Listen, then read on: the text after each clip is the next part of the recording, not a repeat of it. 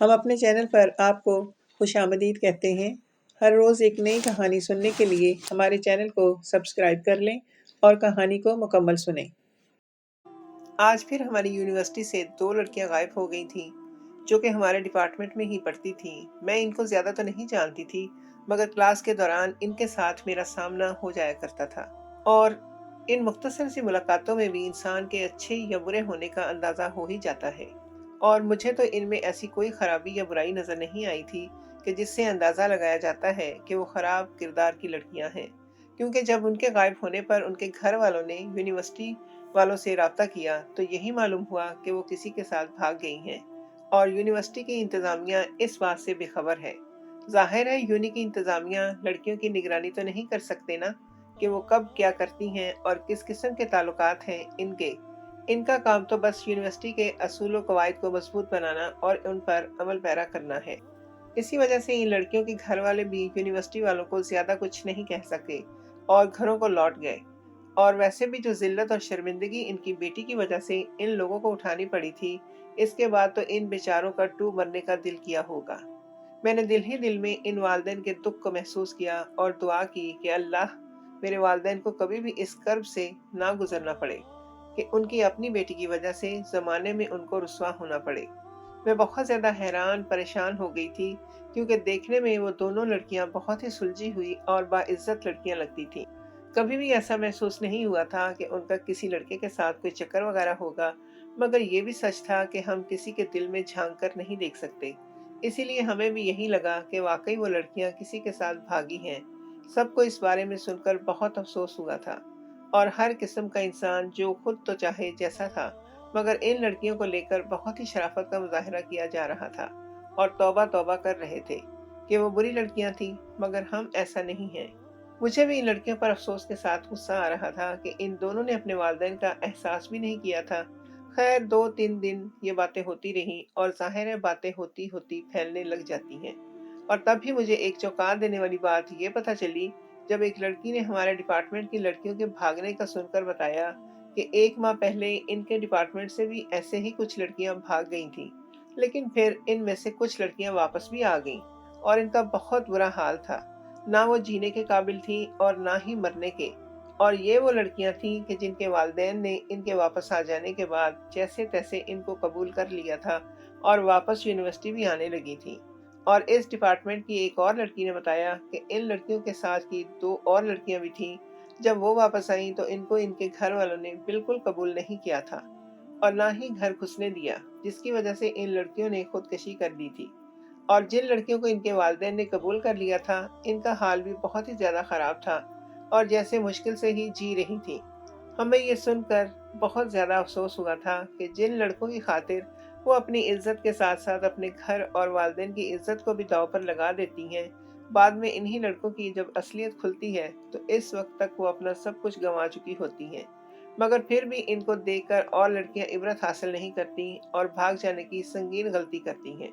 ہم سب نے بھی ان لڑکیوں کا حال جان کر کانوں کو ہاتھ لگایا تھا، اور میں نے اور میری دوستوں نے دل میں مصمم ارادہ کر لیا تھا کہ کچھ بھی ہو جائے ان لڑکوں کے ساتھ تعلقات بنا کر ان کی خاطر اپنی اور اپنے والدین کی عزت خراب نہیں کرنی۔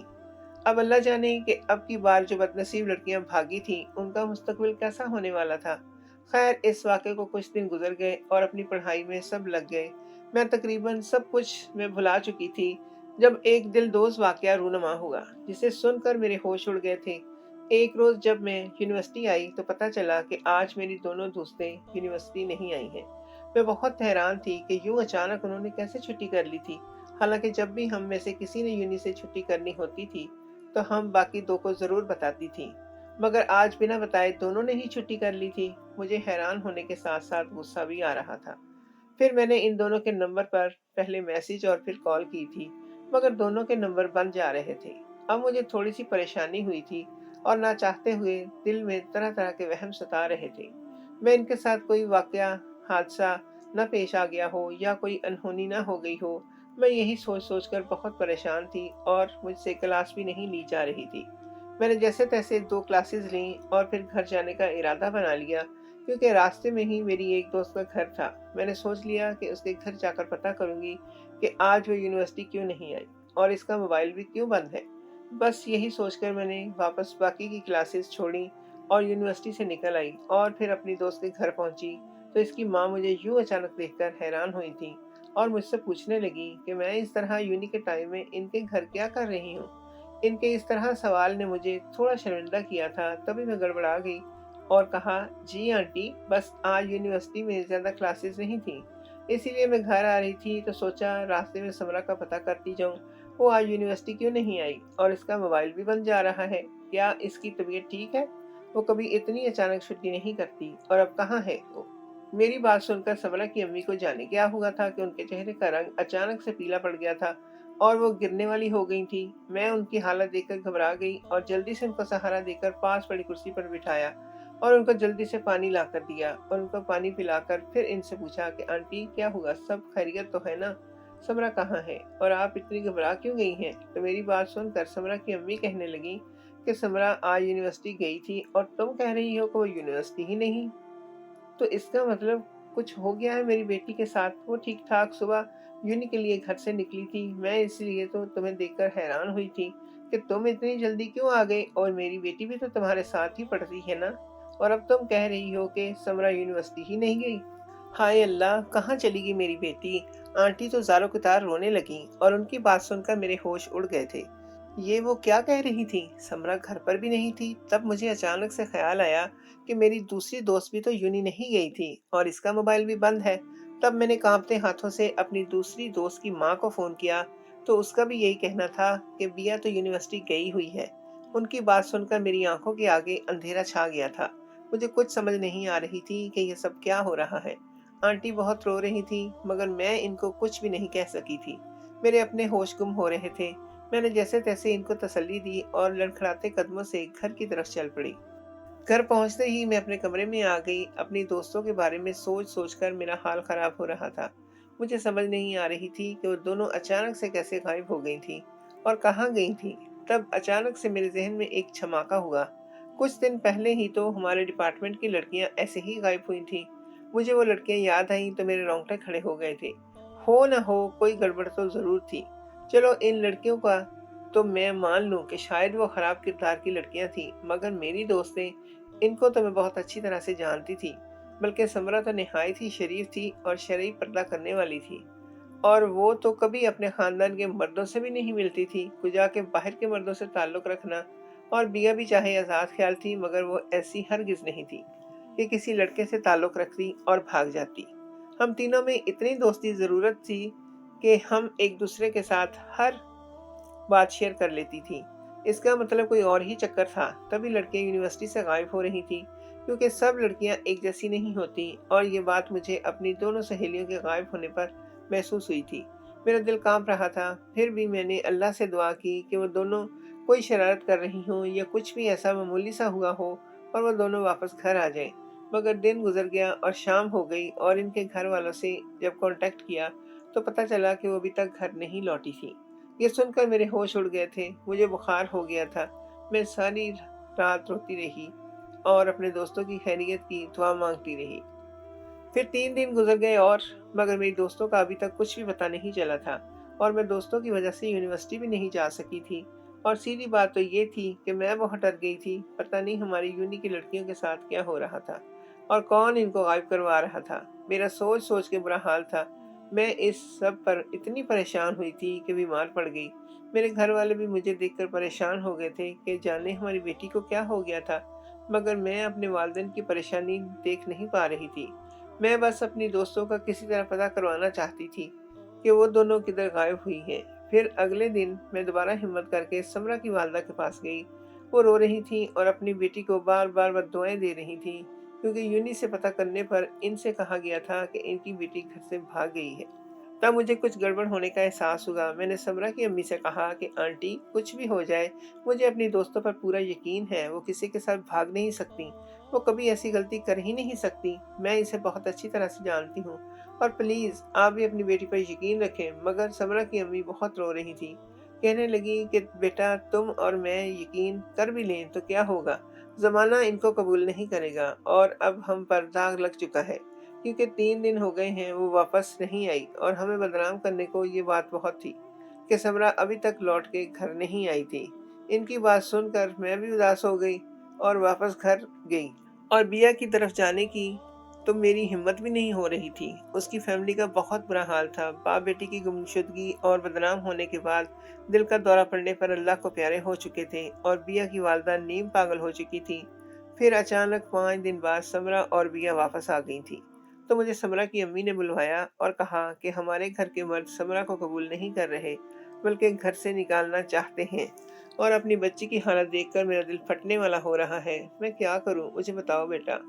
میں فوراً سمرا کی طرف دوڑی اور اس کی حالت دیکھی تو جی جان سے تڑپ گئی تھی۔ اس کی بہت بری حالت تھی، اور زیادہ چونکنے والی بات یہ تھی کہ اس کی جو حالت تھی وہ بالکل ویسے ہی تھی جیسے ہمیں یونیورسٹی کی لڑکیوں نے بتائی تھی۔ تو کیا سب لڑکے بھاگنے والیوں کے ساتھ ایک جیسا ہی سلوک کرتے تھے؟ ہر لڑکا ایک جیسا نہیں ہوتا، اگر وہ برے ہوتے بھی ہیں تو بھی اسی طرح ہر لڑکا سب لڑکیوں کے ساتھ ایک جیسا حال نہیں کر سکتا۔ وجہ کوئی اور تھی، اور یہی بات تھی کہ میں نے سمرا کے والد سے بھی کی تھی کہ وہ اپنی بیٹی کا یقین کریں، بہت سی لڑکیوں کا یہی حال ہوا ہے۔ آپ پلیز مجھے کچھ دن کا ٹائم دیں اور سمرا کو گھر سے مت نکالیں۔ پہلے تو سمرا کے والد میری کوئی بات سننے کو تیار نہیں تھے، مگر جب میں نے بہت منت سماجت کی اور سب کچھ تفصیل سے بتایا اور کہا کہ ابھی صبر کریں، پھر میں سمرا کو اپنے ساتھ لے کر جاؤں گی، تب وہ خاموش ہو گئے اور سمرا کو گھر سے نکالنے کا مطالبہ ختم کر دیا۔ تو میں واپس آ گئی، اور وہاں بیا کی بھی یہی حالت تھی، بلکہ بیا کی والدہ تو بیا کو مارتی اور بد دعائیں دیتی تھی کہ اس کی وجہ سے ان کا گھر اجڑ گیا تھا اور وہ بیوہ ہو گئی تھیں۔ اور پریشان ہونے کی بات یہ تھی کہ بیا اور سمرا دونوں کو بالکل چپ لگی ہوئی تھی، وہ کچھ بھی بولنے کی کوشش نہیں کر رہی تھی۔ حالانکہ میں نے دونوں سے بات کرنے کی بہت کوشش کی، مگر ان کی چپ نہیں ٹوٹی تھی۔ پھر انہی دنوں میری ایک کزن ہمارے گھر آئی۔ وہ بہت ہی تیز ترار اور ذہین لڑکی تھی۔ وہ رپورٹر تھی اور لاہور کے کافی مشہور نیوز چینل میں نوکری کرتی تھی۔ اس نے جو میری حالت دیکھی تو مجھ سے وجہ پوچھی، تو نہ چاہتے ہوئے بھی میں نے اس کو سب بتا دیا، اور یہ بھی بتا دیا کہ پہلے بھی ہماری یونیورسٹی سے لڑکیاں غائب ہوتی تھیں اور یونیورسٹی والوں کا کہنا تھا کہ وہ بھاگ گئی ہیں، اور اب میری دوستوں کے غائب ہونے پر بھی یونیورسٹی والوں نے یہی کہا کہ وہ بھاگ گئی ہیں، مگر میں اپنی دوستوں کو جانتی ہوں، وہ ایسی بالکل بھی نہیں ہیں، اور اب جب وہ واپس آئی ہیں تو ان کی حالت بھی بہت خراب ہے، بالکل ویسے جیسے پہلے والی لڑکیوں کی حالت خراب تھی۔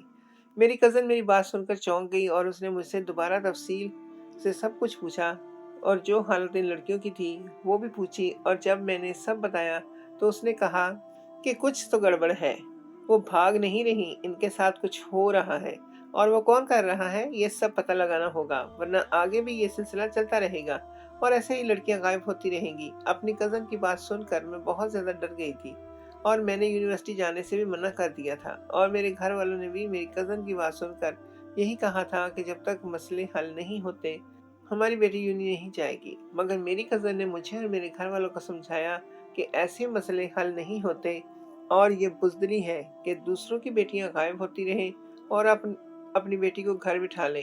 مجھ پر بھروسہ کریں اور یونیورسٹی جانا ختم نہ کریں۔ میں اس کے ساتھ ہوں اور اس مسئلے کا حل بھی نکالتی ہوں۔ میری کزن کی بات میں دم تھا اور اس کی قابلیت پر بھروسہ بھی تھا۔ پھر میری کزن نے اپنے باس اور ساتھی ورکر کے ساتھ یہ مسئلہ شیئر کیا اور ان کی مدد مانگی، تو انہوں نے مدد کی حامی بھر لی، اور میری کزن کو ایک پلان سمجھا کر اس کو 2 ٹریکر دیے اور سمجھایا کہ وہ ٹریکر ہم اپنے کپڑوں میں رکھیں، اور میں نے اپنی کزن سے منت کی کہ پہلے وہ میری دوستوں کے گھر جائے اور ان کے گھر والوں سے بھی بات کرے اور ان کو یہی بات سمجھائے تاکہ میری دوستوں کی زندگیاں تھوڑی آسان ہوں۔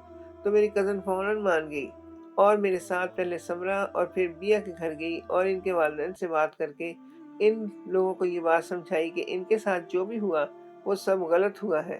انہوں نے بھی بہت کچھ نہیں کیا اور مجھے وقت دے دیں، میں سب واضح کر دوں گی، پھر بے شک اس کے بعد آپ اپنی بیٹیوں کے ساتھ جو بھی کرنا چاہیں آپ کی مرضی ہے۔ اور پھر اگلے دن سے میری کزن میرے ساتھ یونیورسٹی جانے لگی، اور پہلے میں نے سمرا سے منت کی کہ وہ مجھے اتنا بتا دے کہ اس روز وہ کس راستے سے گئی تھی۔ تب سمرا نے منہ کھولا اور بتایا کہ اس روز لیٹ ہونے کی وجہ سے اس نے مختصر راستہ اپنایا اور بیا کو بھی بتا دیا، کیونکہ اس راستے سے تھوڑی دور ہی بیا کا بھی گھر تھا، اور یہ بیا اپنے گھر کے پاس میرا انتظار کر رہی تھی۔ تب اس راستے میں ایک وین ہمارے پاس آئی اور اس وین کو دیکھ کر اتنا ڈری اور دوڑ لگا دی، اور اس سے پہلے کہ وہ لوگ مجھے پکڑتے میں بیا کی گلی میں داخل ہو چکی تھی۔ تبھی ان لوگوں نے میرے ساتھ بیا کو بھی اٹھا لیا تھا، تو میری کزن سمجھ گئی کہ ان سنسان راستوں سے ہی لڑکیاں اغوا ہو رہی ہیں۔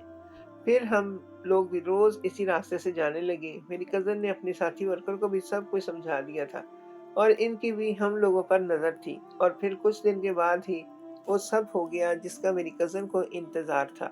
ابھی ہم اس راستے پر پہنچے ہی تھے کہ ایک کالے کلر کی وین ہمارے قریب آئی، اور دو آدمیوں نے پھرتی سے ہمیں وین میں ڈالا اور ہمارے منہ سے گیلا رومال لگایا، جسے سونگھتے ہی ہم بے ہوش ہو گئی۔ اور جب ہمیں ہوش آیا تو کوئی عجیب سی جگہ تھی، اور وہاں عجیب سی بدبو پھیلی ہوئی تھی۔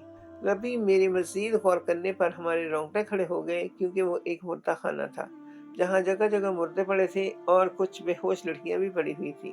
وہ سب برہنہ تھیں اور ان کے جسم پر پٹیاں سی بندھی ہوئی تھیں۔ میں اور میری کزن بھی مضبوط رسیوں میں جکڑی ہوئی تھی۔ ہم نے ادھر ادھر اپنے بیگ اور موبائل تلاش کرنے چاہے، مگر وہ لوگ شاید پہلے ہی ہمارے بیگ اور موبائل اپنے قبضے میں لے چکے تھے، اور وہ تو شکر ہے کہ ٹریکر ہمارے کپڑوں میں تھا، ورنہ ہمیں کوئی ٹریک نہ کر پاتا۔ اب میری دعا یہی تھی کہ ہمیں ٹریک کرنے والے جلدی سے جلد پہنچ جائیں۔ میں بھاگنا چاہتی تھی، مگر میرے قدم جیسے بھاگنے سے لاچار تھے، جم گئے تھے۔ پھر اس سے پہلے کہ ہم کزن وہاں سے بھاگتی، اس عورت نے پھرتی سے اٹھ کر ہم دونوں کے ہاتھ مضبوطی سے تھام لیے، یعنی اب ہمارے بھاگنے کا کوئی موقع نہیں دینا تھا اس نے۔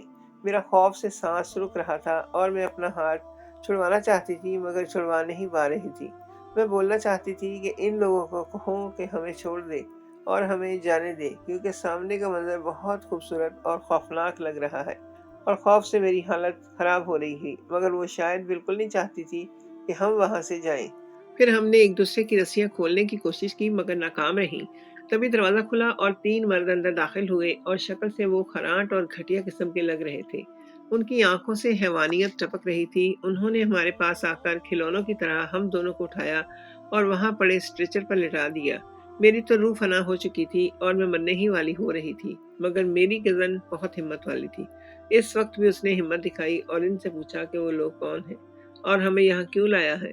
میری کزن کی بات سن کر ایک آدمی بولا کہ ابھی پتہ چل جائے گا، لہذا زیادہ بک بک کرنے کی ضرورت نہیں ہے، چپ چاپ لیٹی رہو اور ہمیں اپنا کام کرنے دو۔ اور پھر وہ تینوں آپس میں بات کرنے لگے اور کچھ کہہ کر ہماری طرف متوجہ ہوئے، اور سب سے پہلے وہ ہمارے ساتھ کچھ کرتے۔ باہر پولیس سائرن کی آواز سنائی دی، جسے سن کر وہ تینوں بوکھلا گئے اور وہاں سے بھاگ جانے کی کوشش کی، مگر شکر کہ ان کے بھاگنے سے پہلے ہی پولیس ان کے سر پر پہنچ چکی تھی، اور میری کزن کے آفس والے رپورٹر بھی ساتھ ہی تھے۔ پھر ان سب مجرموں کو پکڑ کر تھانے لے جایا گیا اور ہمیں گھر پہنچا دیا گیا، اور وہاں پڑی دوسری لڑکیوں کو فوری طور پر ہسپتال داخل کروایا گیا تھا۔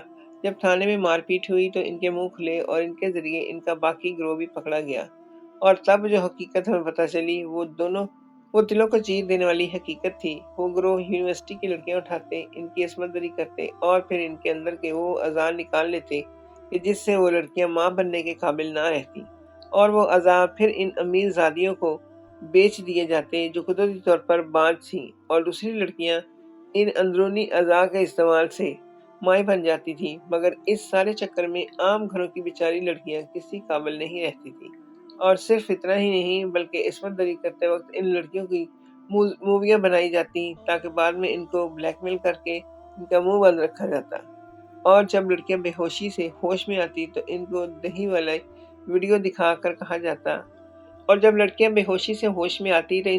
والی ویڈیوز دکھا کر کہا جاتا تھا کہ اگر کسی کو کچھ بھی کہا تو یہ ویڈیو انٹرنیٹ پر ڈال دی جائے گی، اور سب سے پہلے ان کے باپ بھائیوں کو بھیجی جائیں گی، جس کی وجہ سے وہ لڑکیاں اپنا منہ بند رکھتی ہیں اور کسی سے کچھ بھی نہیں کہتی، بلکہ خاموش رہ کر نہ صرف یہ ذلت اور تکلیف سہتی تھی، بلکہ گھر پہنچنے کے بعد وہ اپنے گھر والوں کو اور خاندان والوں کی زہریلی باتیں بھی برداشت کرتی تھی، اور کتنی لڑکیوں نے اس سب کی وجہ سے خودکشی کر لی تھی۔ اور ہماری یونیورسٹی نہیں بلکہ اور بھی بہت سی یونیورسٹیوں سے لڑکیاں اغوا ہوئی تھیں، اور یونیورسٹی والے اس معاملے میں ملوث نہیں تھے، مگر وہ صرف اس وجہ سے لڑکی کے بھاگ جانے کا بول کر جان چھڑواتے تھے کہ ان کی یونیورسٹی کی ریپوٹیشن خراب نہ ہو، اور نہ